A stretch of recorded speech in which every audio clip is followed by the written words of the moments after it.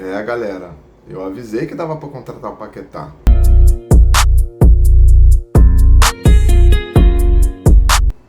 Saudações rubro-negras, eu sou Vinícius Almeida, professor de História, rubro-negro de coração, família, tradição.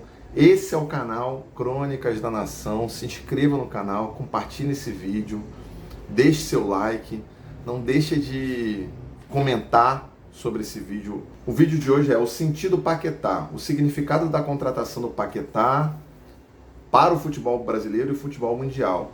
Um vídeo que vai comentar algumas análises que são feitas da contratação do Paquetá, confirmada nos últimos dias. O Paquetá chega para compor o elenco, assim, vai ter um meio de campo que vai rodar, né? Porque tem muita gente boa para ser escalada. Precisa de tanto, assim, eu não sei, eu realmente não sei. Se o Flamengo fizer esse esforço aí para trazer o Paquetá de qualquer jeito agora, pagando 40 milhões, parece que você está trazendo o Zico de volta da Udinese. Eu acho que não muda o patamar do Flamengo. Ele chega ali que eu acho que com esse valor, 40 e tantos milhões de euros, você conseguiria coisa melhor ali na Europa.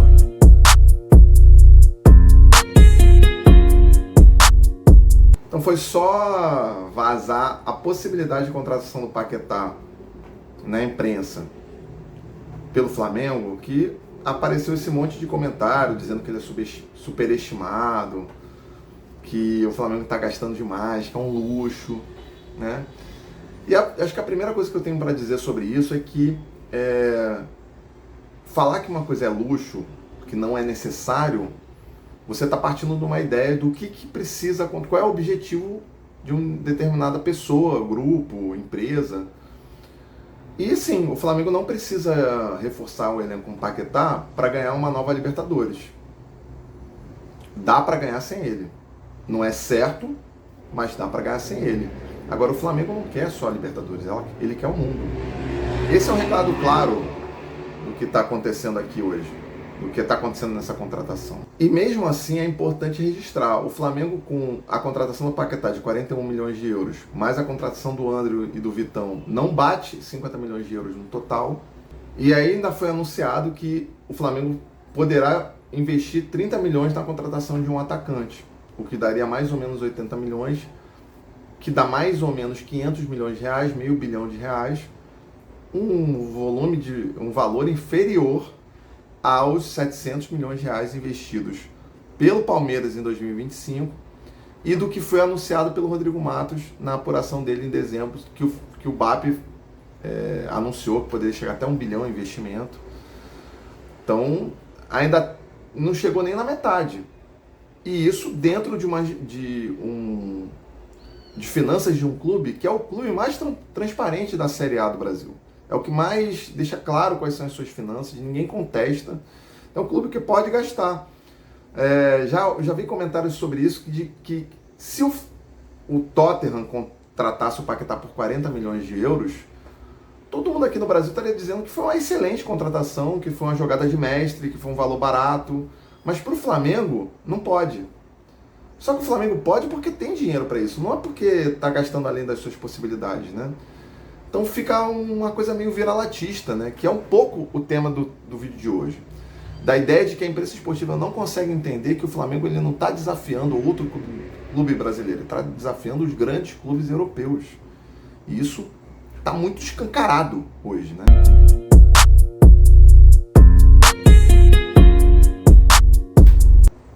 Será que o Paquetá veio para o Flamengo só por amor à camisa? Eu acho que se o Paquetá tivesse que decidir sozinho a vida dele, ele aceitaria até um salário menor, uma transação menor, mas ele tem um staff, ele tem família. Então o jogador ele vai tomar essa decisão para contemplar todo mundo. E a transação que foi feita, que é um valor até abaixo do que é praticado no mercado internacional, com relação a um jogador como o Paquetá, ela foi uma transação cara. E o salário dele também vai ser um salário alto.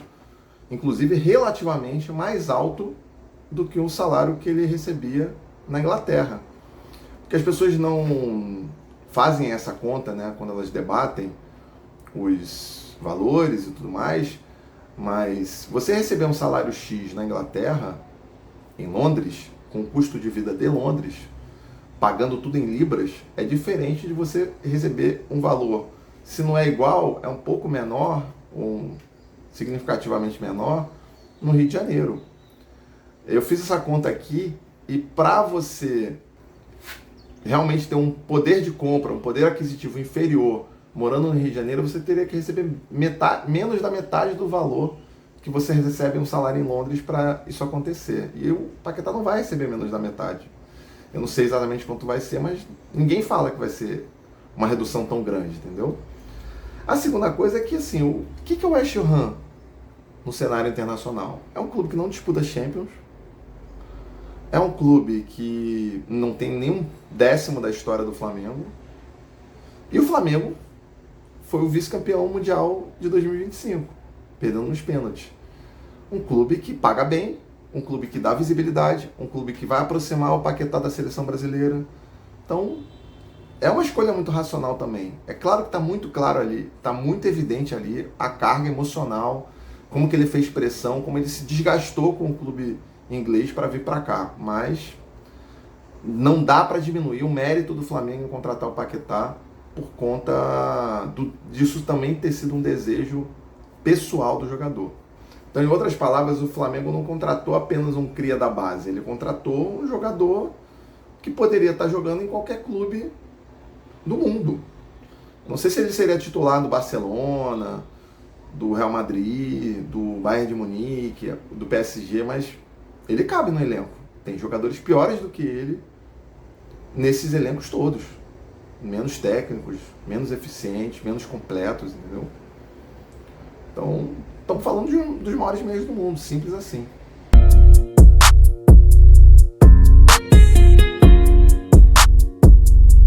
Então o Flamengo ele não quer demonstrar força mostrando dinheiro, gastando dinheiro, pagando 40 milhões no Paquetá. Pelo contrário, ele fez uma pechincha enorme para chegar nesse valor.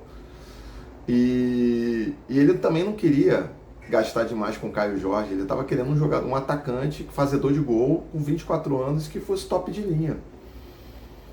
Era isso que ele estava querendo. E ele vai atrás disso. O Flamengo vai atrás disso.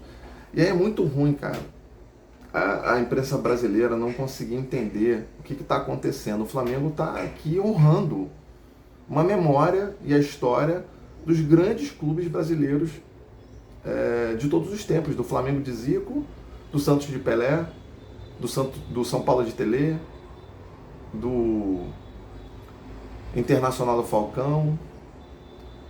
Todos esses clubes, o futebol brasileiro sempre foi protagonista. E agora perdeu o protagonismo nas últimas 2 décadas.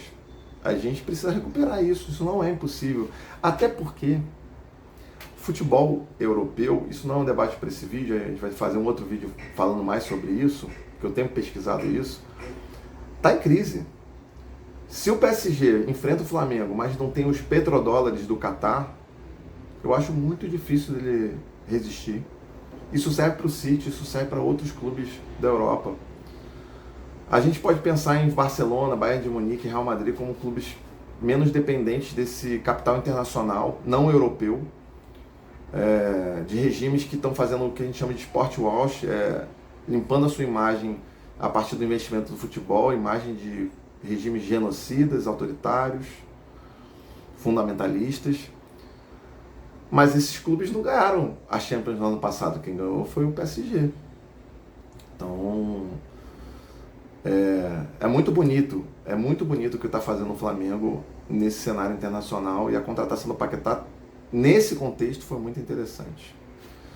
E a imprensa, hegemonicamente, ela tem cumprido esse papel de ficar falando da ostentação do Flamengo, como se o Flamengo fosse um clube que está se ostentando, e isso blinda os clubes que poderiam estar com desempenho esportivo e econômico parecido com o Flamengo, sobretudo o Corinthians, por exemplo, que tem uma torcida muito grande, mas que não consegue por péssimas gestões. E aí blinda, escamoteia o principal problema do futebol brasileiro hoje, que é a gestão dos clubes.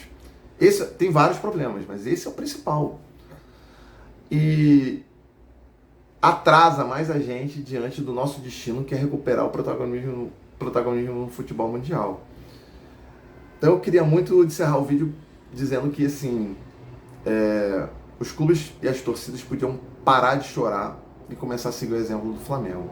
Porque eu acho que o produto futebol brasileiro ele é um produto muito subestimado, muito subvalorizado e que poderia render uma competitividade, um mercado para a economia nacional brasileira muito grande. Isso é subaproveitado. Fica essa reflexão aí e parabéns ao Flamengo, parabéns ao Paquetá. Vem mesmo, cria. Pô, tô chorando aqui com o teu retorno. É isso, gente. Esse foi mais um vídeo do Crônicas da Nação. Não deixe de seguir o canal, se inscrever no canal, dar like. Saudações rubro-negras e quase somos, mas seremos.